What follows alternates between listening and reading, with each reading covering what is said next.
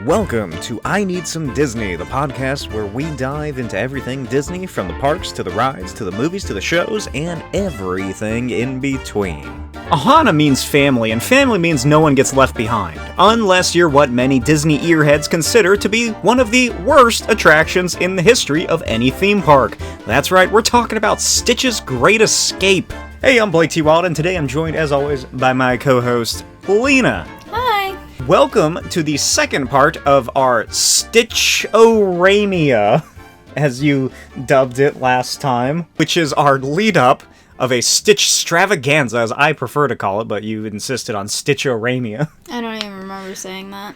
Leading up to the release of the new Lilo and Stitch live-action remake. In the previous episode, we discussed extraterrestrial alien encounter, and now we're discussing the creation that overtook it in the early 2000s. Stitch's Great Escape was a theater-in-the-round attraction based on the Disney Lilo and Stitch franchise.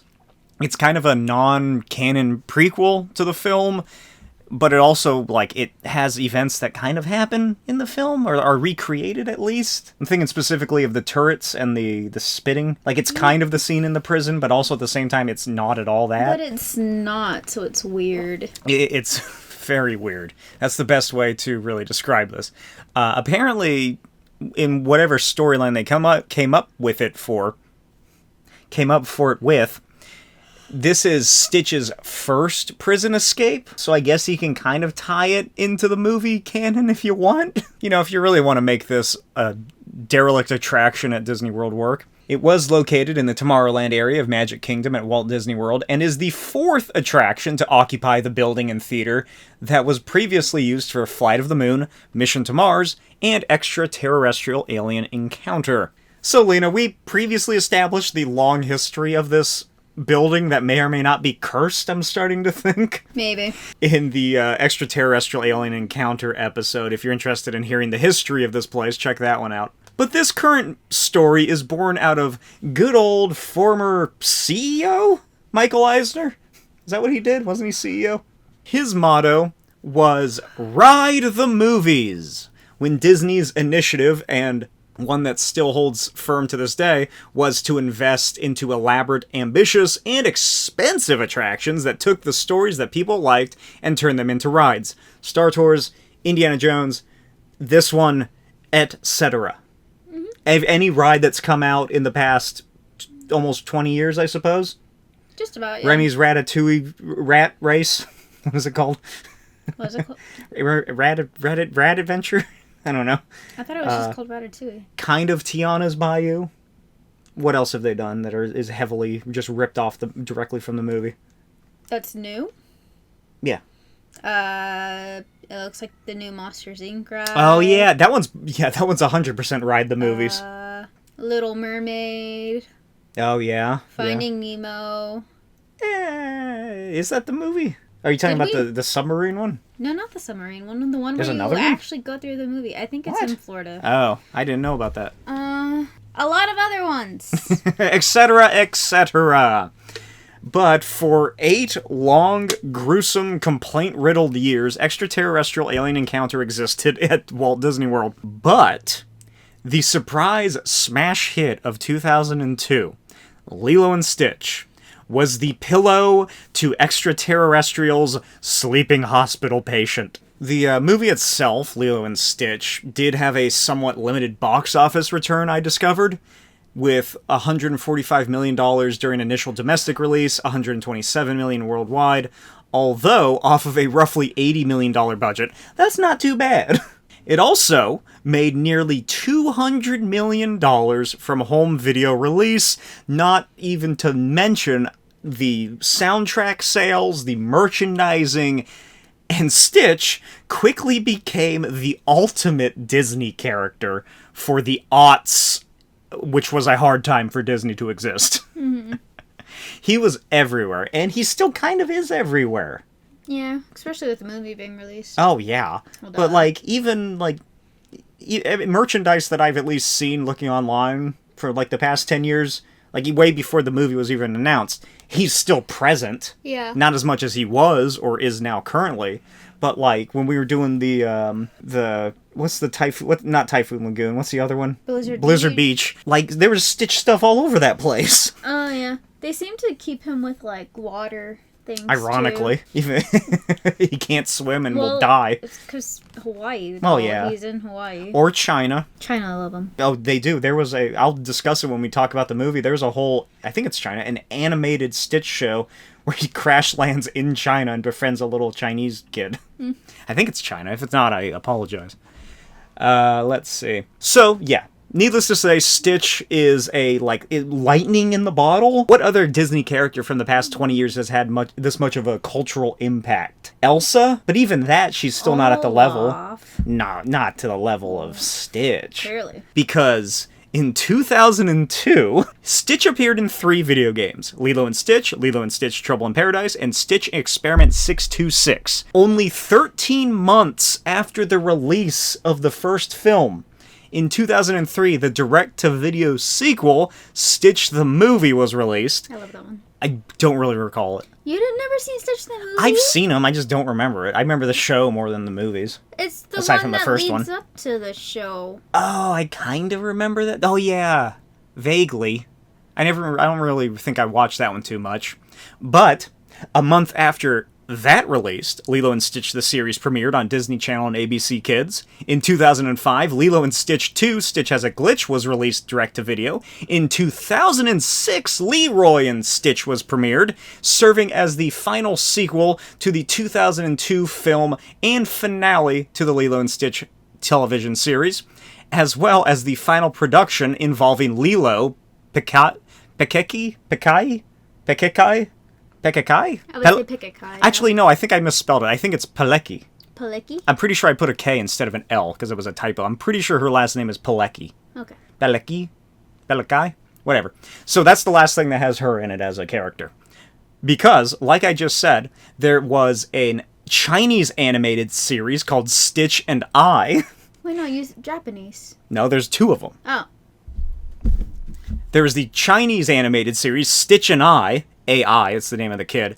But there's also a Japanese anime about Stitch. You don't see Olaf doing that. I couldn't believe that, because I'd never heard of that in my life. Well, we're not in Japan. I know, but even, you know how chronically online I am. Yeah. And I've never once heard anybody discuss, or, Reddit posts or Instagram posts about any of the foreign countries' Lilo and Stitch adaptations, or I guess just Stitch. I mean, that just could be because we're in the U.S., obviously. Well, obviously, but that Japanese Stitch show is very popular. It has several seasons. But going back in time to September 21st, 2003, only a month after Stitch the Movie was released, Magic Kingdom announced that there would be a new Lilo and Stitch attraction, and it would be replacing Extraterrestrial Alien Encounter within Tomorrowland.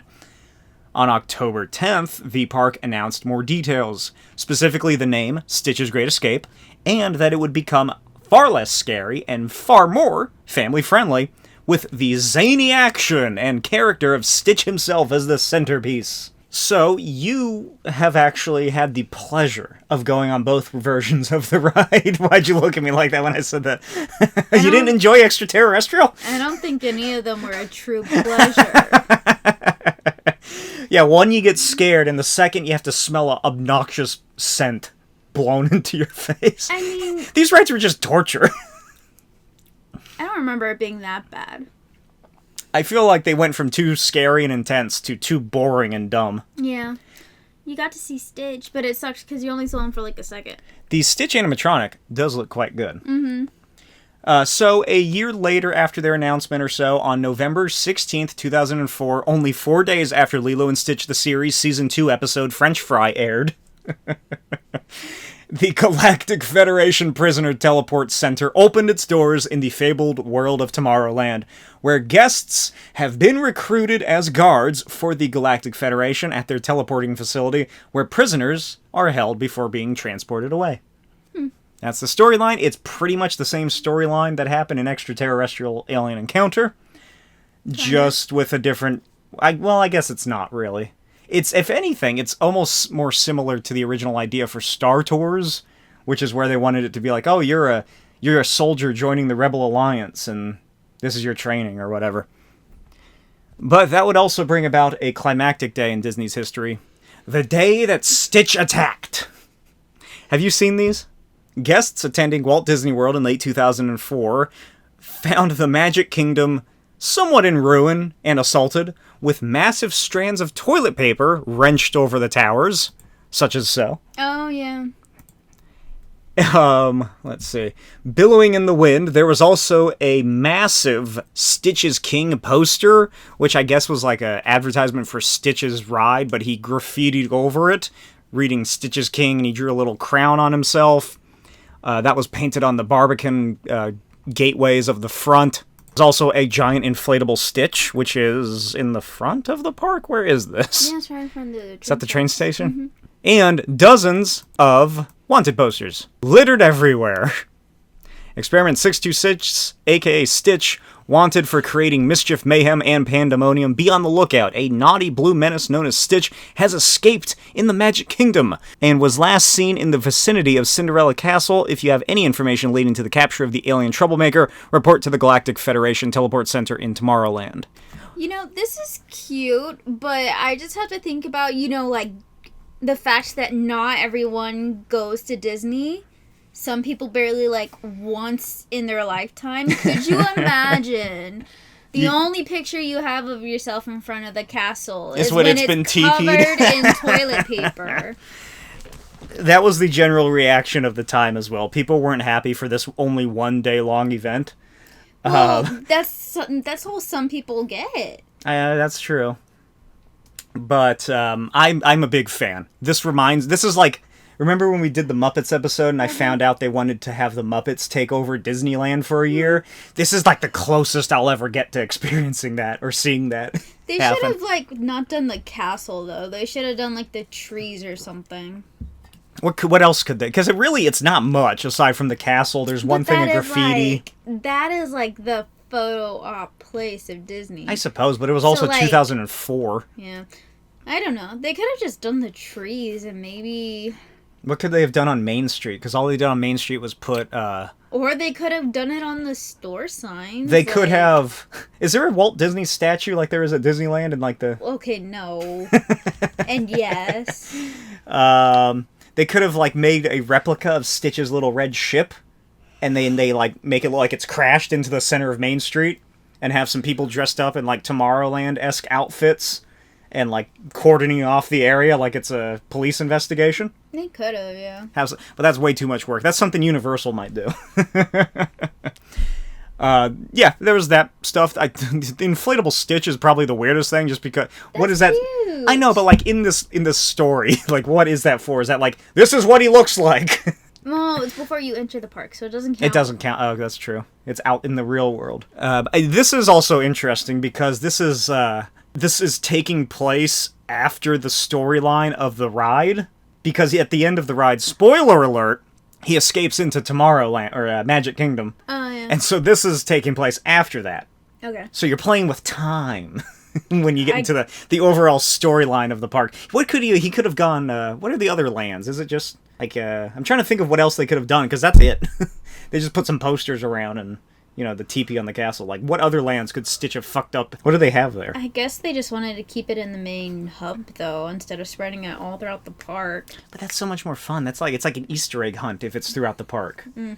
Like, he goes to, like, Frontierland and... I mean, they could have, but it just would have been more time and money. Yeah. That's it. And Disney's not going to do that. They go to Frontierland and, like, the door to the saloon. Is there a saloon? I think so. One of the stores or something has, like, a Stitch cutout size, like, a Stitch shape, like he blasted through the door, his body, like he got thrown out of the bar, if there is a bar in the saloon. I don't fucking know. Yeah, there's a lot more that they could have done. I feel like that could have been far more interesting than it was, but what are you going to do? It's Disney. Although, Disney, if you are listening and you want to give us some passes, I'm open to selling out. So, the pre-show. Pretty much similar, I guess, to the extraterrestrial pre-show. Like, in terms of what's happening. It's boring. This is like the first version of the extraterrestrial. I don't know why we're talking about it, because it's just boring. It is the Grand Councilwoman on some TV screens. There is a robot voiced by Richard Kind, so that is a plus to it, who was a weirdly redressed Sir robot, if you recall, the sadistic former robot that tortured the little alien guy named Skippy. Oh, yeah, I can't believe you're saying it's boring when Skippy's there. That little weird dude. How does that make it better? They're just talking. So it's pretty much just the same thing. It's the robot performs a demonstration. Skippy is there, but both versions of him as two different characters, one of which is a donut thief or something, I think. And then you're kind of just let in when the demonstration is interrupted by Captain Gantu, voiced by Kevin Michael Richardson, who gives an alert that a level 3, the highest threat level, prisoner is being beamed into the building, at which point, apparently, the robot somehow faints. And then that leads into the main show.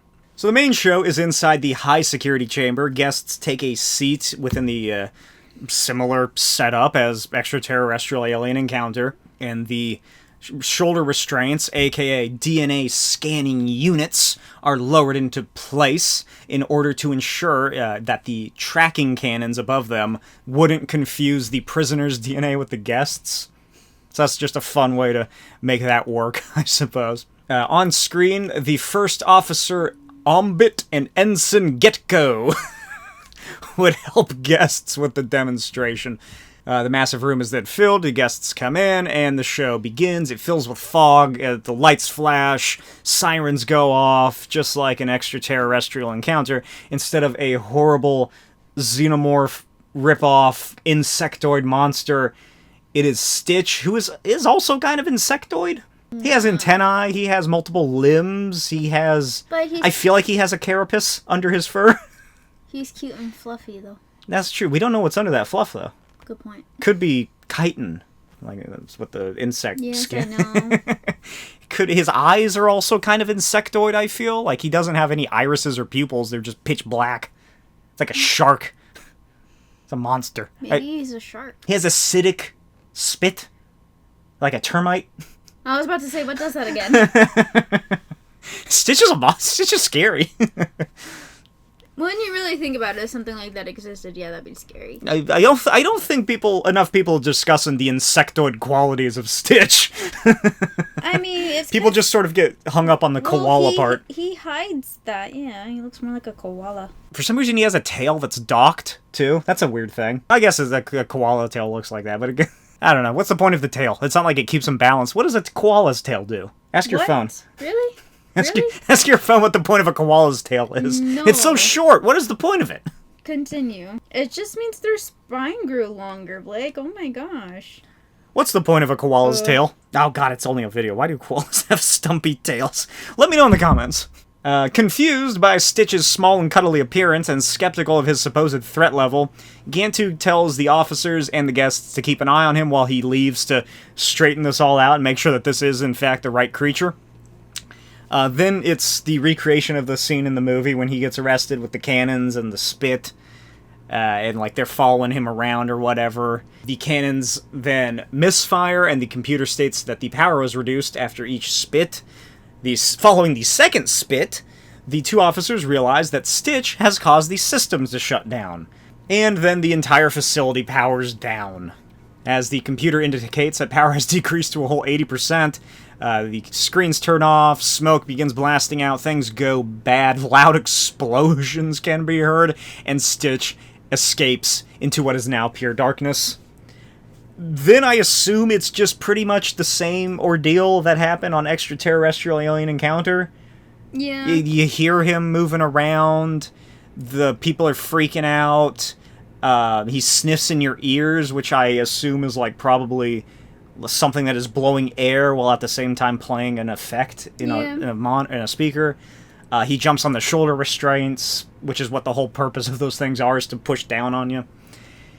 Guests are forced to listen as Stitch scurries around the chamber as he smells their food, there's things. He steals a chili dog from a guest and eats it, which I don't know how that really worked. I don't remember hearing anything about that. Well, we didn't Was hear it like in the recording. Maybe it's like a canned voice, like, you know, like a fake voice over the speakers. Hey, you stole my chili dog! That's probably the worst thing about this whole goddamn experience, is that Stitch eats it and then burps in your face, causing a noxious smell. Yeah, that's gross. Were you scared when it went dark?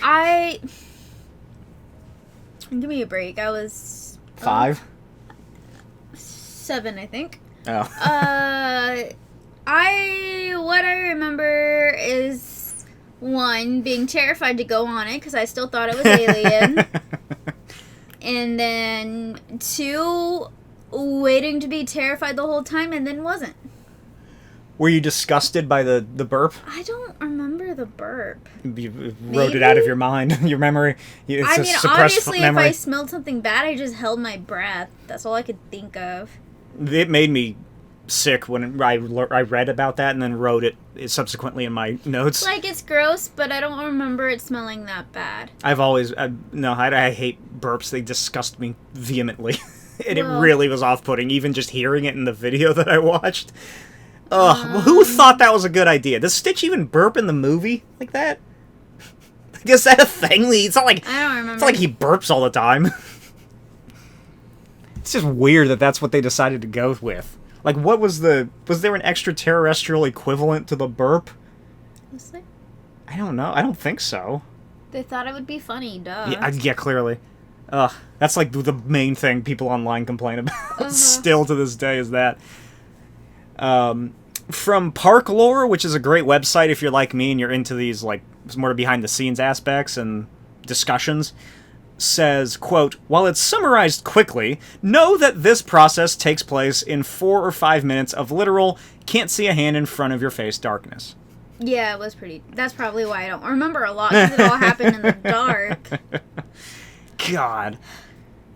It really does seem odd, just as a ride concept, or attraction concept. It's like, yeah, look at this state-of-the-art animatronic. Yeah. And now you can't see anything for the next 5 minutes, and that's the ride. It's the equivalent of like I think they toned a lot of it down, too. They made it family-friendly. Yeah. It's the equivalent of like a 1960s haunted house where you walk in and there's like eyeballs that are grapes. I don't even remember the bar shaking on this one. Oh, really? Yeah. Oh, that's disappointing. Also, I don't remember him coming over to us. Oh. Like, I don't remember him near us. Huh. So I wonder if it was like, skipped. it was randomized or something based on how it is. Like, and then like Stitch lands on you. Of course I remember hearing him, but... Do you remember anybody screaming? No. Like being startled? Do you remember laughing? Yeah. Yeah. I was going to say, if you don't remember laughter, then that really doesn't say much about this thing. So yeah, that happens. That's how that goes. And when Gantu returns, the 2 officers inform him that the prisoner is loose, the power comes back on from emergency power, and the laser cannons continue their attempt to bring Stitch down. He hides throughout the crowd, tricking the cannons to fire on the guests, which is a reuse of another extraterrestrial aspect, which is blasts of fog and wind that shoot up from the floor, which I think works far better than that, because I think what they originally did, I think it's when the tube explodes at the end, or something like that, I think is what they use those for. Yeah, that's what they used to. That's fun. That's almost like, kind of reminds me of Rise of the Resistance, where you're getting, like, shot at. Yeah.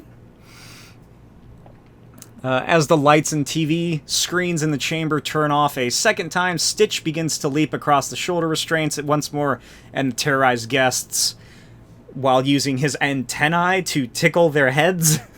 I don't know what that was. What? What was that? I don't know. Like, it's not like they stuck something onto the head. Well, it's probably just air. Yeah, I guess. I feel like if I was on this, that would not be my first thought. Was like, oh, it's Stitch's antennae. Then he once again reappears in the teleportation tube after briefly disappearing, and it reactivates. So far, the Galactic Federation, they think it's working again.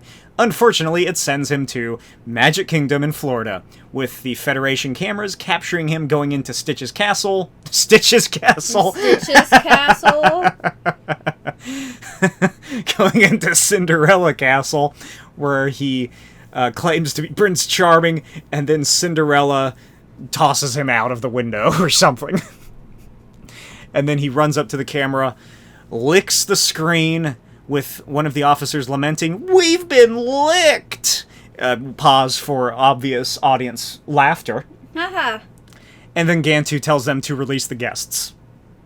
Thank God. I feel like those two might get court-martialed for this. Yeah. The original ending of the attraction had Stitch actually stalk park guests around Astro Orbiter, with the ending video changing depending on the time of day at the park. But this was eventually swapped out in March 2005, and then guests were released from their restraints and exited into one of two gift shops, Merchant of Venice or Star Traders, previously Mickey's Star Traders during the attraction's run. I don't really know what that last bit means. I couldn't find much about the videos. I think it's either, like, it's just an extended cut, seemingly, of Stitch in the Park of Tomorrowland. But I also want to say that there was, like maybe sounds of, like, Stitch moving around, like, when you're exiting the ride. There could have kind of like, been, but no, probably not. Like that Dino, what was that Dino time travel ride? What was it called? Dinosaur? Yeah, Dinosaur, like how you can hear like the stuff happening in the background as you're leaving. I don't know why. I imagine that's maybe what they went with. Obviously, it wasn't popular enough. I don't know. I don't know why they would have cut that out. Save time, I guess. Make people get into the gift shops faster. Yeah. Thoughts on Merchant of Venice or Star Traders?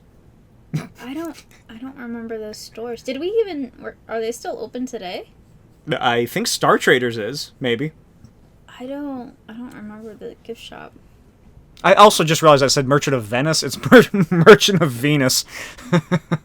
What is this, Romeo and Juliet? No. Romeo and Juliet, but with Stitch.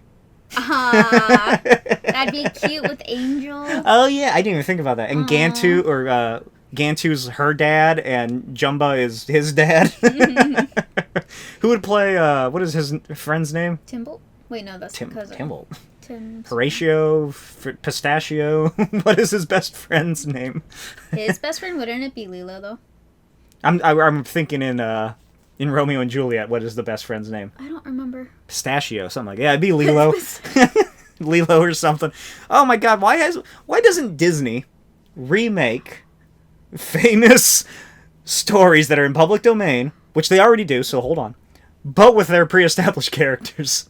Romeo and Stitch? Lilo? Wait. Romeo and Juliet, Stitch and Angel?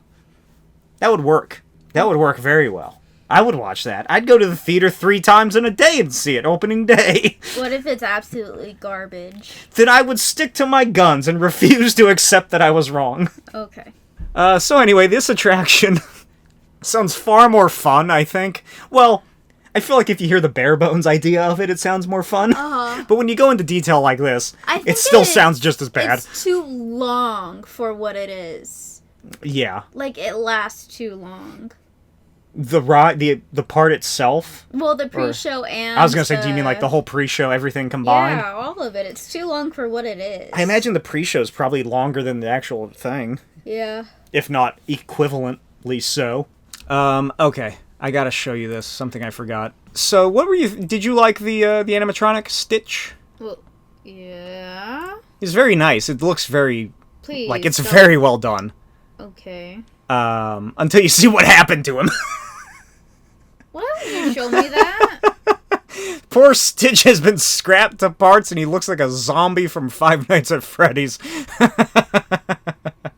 That's what happened after the ride closed down. Oh yeah, I almost forgot. There are, when you're leaving the ride, there were posters of the cartoon characters, the other experiments.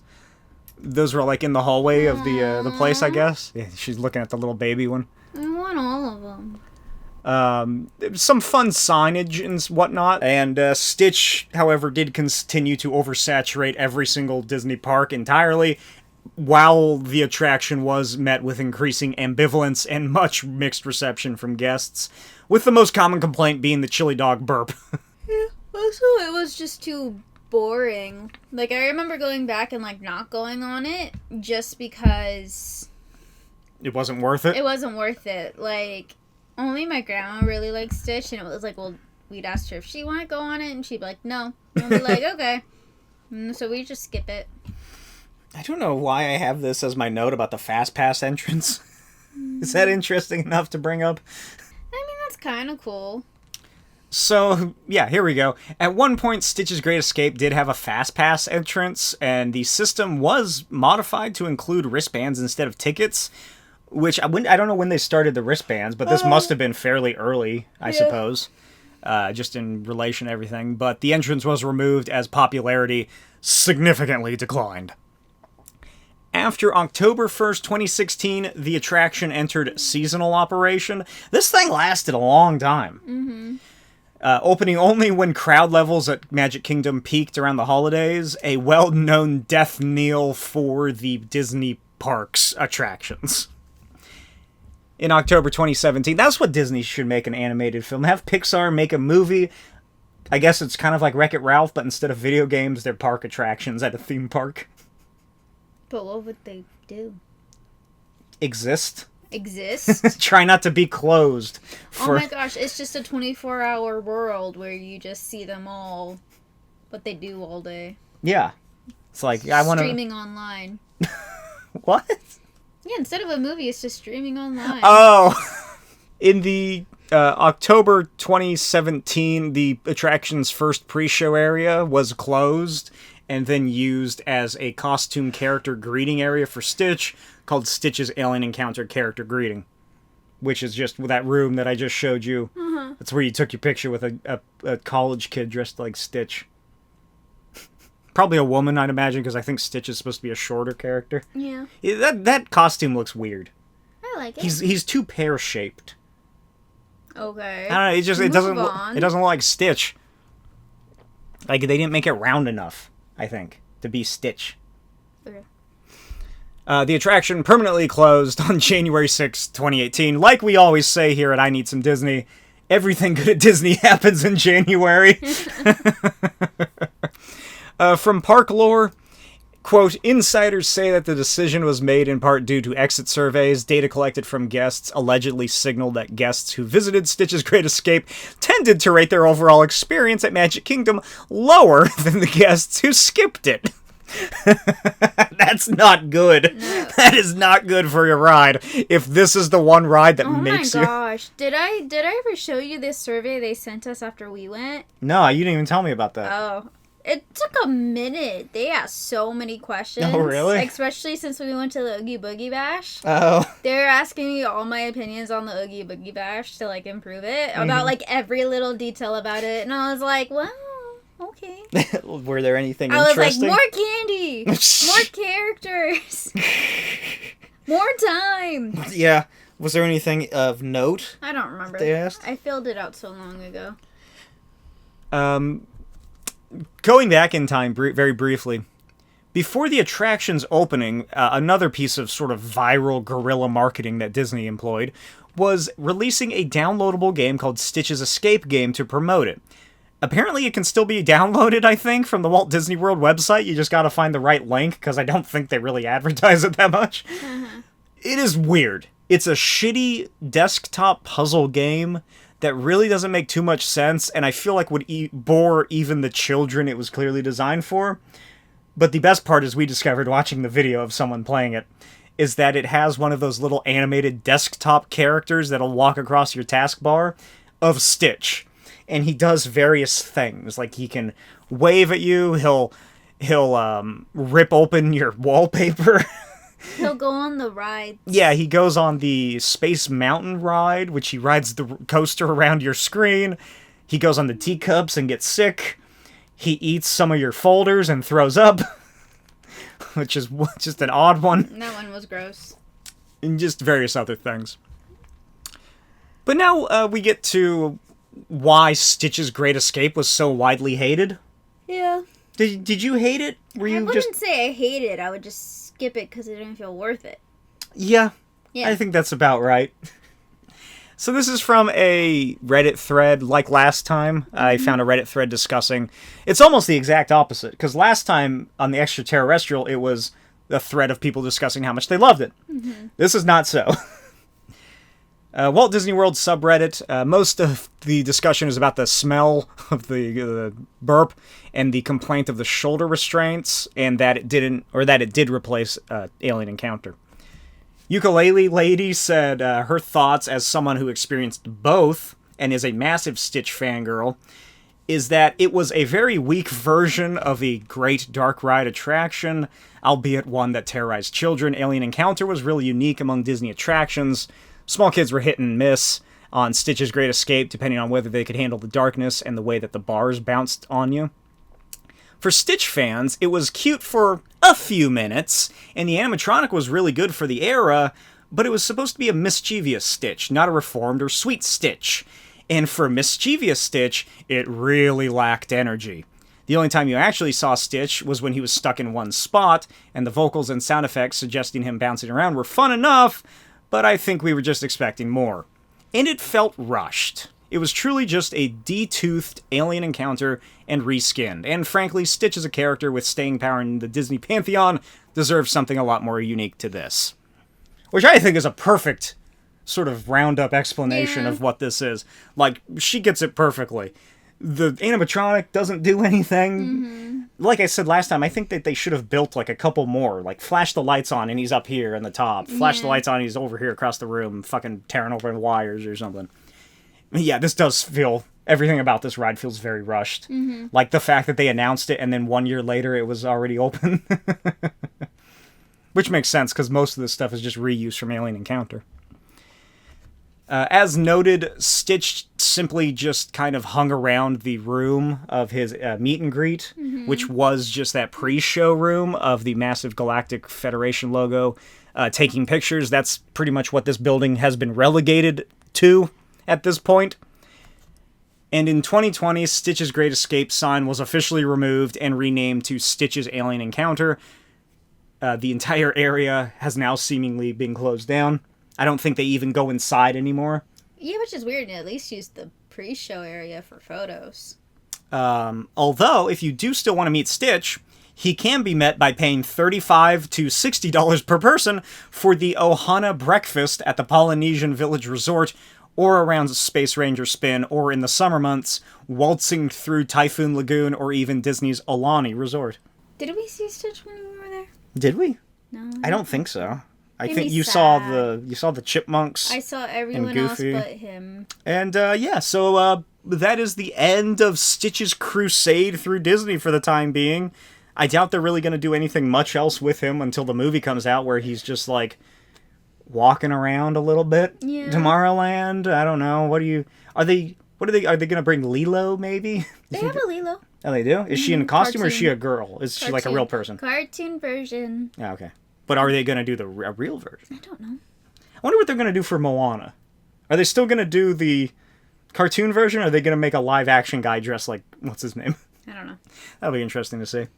Do you have any closing thoughts on this ride and your Stitch experience?